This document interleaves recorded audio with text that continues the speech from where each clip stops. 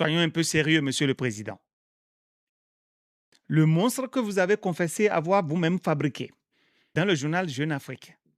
Monsieur le Président, tout le mal que votre monstre a fait à nos compatriotes, à qui va-t-on attribuer cela?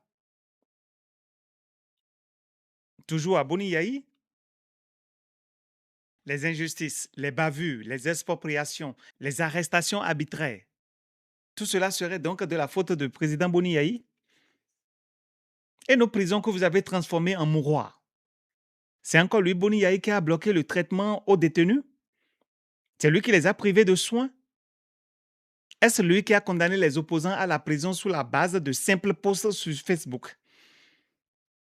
Ou bien c'est peut-être lui qui a organisé le kidnapping de notre concitoyen Steve Amoussou au Togo ou Hugues Komlan Sosokwe en Côte d'Ivoire pour les livrer à une parodie de justice ici au Bénin? Est-ce Boni Yahi qui a muselé la presse, fermé les journaux, les télévisions, les radios? C'est lui qui a interdit les voix discordantes? Monsieur le Président, si Boni Yahi est aussi puissant comme vous le dites, comment avez-vous réussi à gouverner 10 ans sans une seule grève nationale, sans opposition réelle? Comment pouvez-vous nous expliquer le fait qu'il n'a pas pu mobiliser le peuple contre vous? De quel Boni Yahi parlons-nous ici? Le même qui n'a pas pu s'imposer aux 28 députés que vous lui avez attribués après des élections truquées, ou celui qui n'a pas été capable de convaincre le député Michel Sodinou pour obtenir un parrainage en vue des présidentielles de 2026?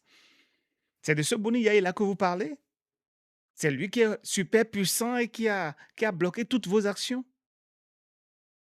Alors que vous, Monsieur le Président Patrice Talon, vous avez réussi à obtenir 158 parrainages, les 53 députés UPR, les 28 députés BR et les 77 maires du pays. Eux tous ont accepté votre dauphin les bras levés, sans pouvoir dire ce qu'ils pensaient vraiment, sans piper mot. Et vous appelez ça un adversaire puissant? Tout le monde se rappelle cette image. Boni Yahi, presque à genoux à la marina, vous demandant pardon publiquement, et vous, Monsieur le Président Patrice Talon, devant micros et caméras, refusant. Maintenant, la question de Rekia, Ivor et autres présidents, elle est en prison. Elle a condamné, moi je n'ai pas pris la décision de la gracier. Vous le savez, ce n'est pas un secret pour personne. Les grâces qui ont été prononcées ne figurent pas parmi les grâces. Peut-être que c'est la gracier demain, je ne sais pas. Je vous ai dit ça. Vous avez oublié? J'ai dû oublier alors. J'étais un peu distrait peut-être. Non, je vous ai dit ça. Des fois, je vous ai dit que je n'étais pas dans mes intentions. Vous êtes prêt à donner la loi d'amnistie? Moi, je ne suis pas député, c'est vous qui votez. Ils sont là, demandez-leur de voter la loi d'amnistie. On d'amnistie. demande le soutien du président. Pour la loi d'amnistie? Je ne soutiendrai pas la loi d'amnistie. Pardon. Président, ne faites pas. Je vais vous dire, je vais vous répéter ça. Oui. Autant, oui, j'utilisais mes pouvoirs de grâce au profit des enfants, des jeunes qui ont été manipulés. Et il ne faut pas que ça se répète. Il ne faut pas que ça se répète. Autant je considère que les enfants ne sont pas responsables, autant ceux qui sont responsables doivent répondre de ce qu'ils ont fait. C'est même pas bien de parler d'amnistie, c'est pas bien. Vous dites que ça, là, ça se punit. Ça ne se pardonne pas. Ça ne s'amnistie pas.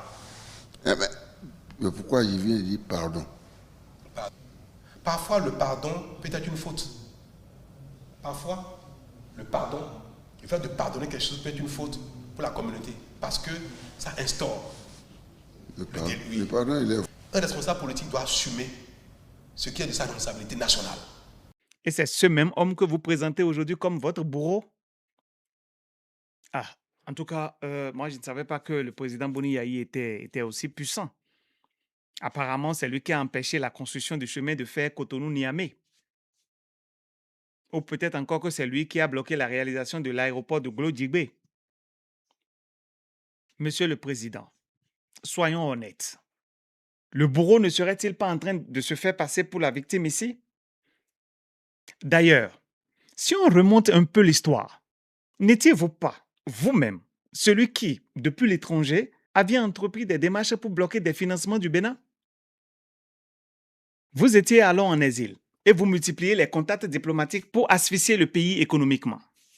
Tout le monde s'en souvient. Les images sont encore là. Bref, Je disais que l'actuel locataire de la Marina avait utilisé son pouvoir pour bloquer des financements pour le développement du pays. Il a payé l'ancien sénateur américain Robert Bennett et d'autres membres du Congrès américain pour faire du lobbying sur les partenaires américains afin de stopper le financement du développement du Bénin à travers le MCC, le Millennium Challenge Corporation. Et comme argument à l'époque, Boni Yayi serait un dictateur, un tyran qui emprisonne ses ennemis et adversaires politiques et qui voudrait réviser la Constitution pour sauter la limitation de mandat. Je vous invite à voir cet extrait d'un reportage de la chaîne de télé Africa 54. Certes, il est en anglais, mais j'ai pris la peine de vous laisser la transcription en français. Donc, suivez et je vous reviens. Benin's President Boni Yayi and Benin businessman Patrice Talon, now living in France. Talon supported President Yayi and backed him financially when he ran for and won the presidency in 2006 and 2011.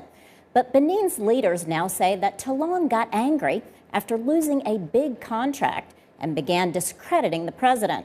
That's the background to the second part of our story. Benin's political intrigue comes to Washington. The plot unfolded like a thriller.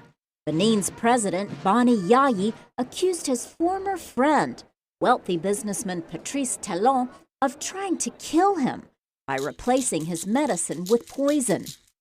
So far, Benin's courts have cleared Talon, but the government is pressing its claim through appeal. Meantime, Talon is telling the world that President Yayi is no Democrat, but a dangerous dictator in waiting, illegally imprisoning his enemies and scheming to ban term limits by rewriting Benin's constitution. And now, Talon's campaign has come to Washington. He's paying us to put a spotlight on the situation. This is former Republican Senator Robert Bennett, whose Washington law firm Talon has hired to lobby on his behalf. This is entirely an effort on his part to have the world come to an understanding of what is going on in Benin and get world pressure to say this must stop. Benin must go back to where it once was.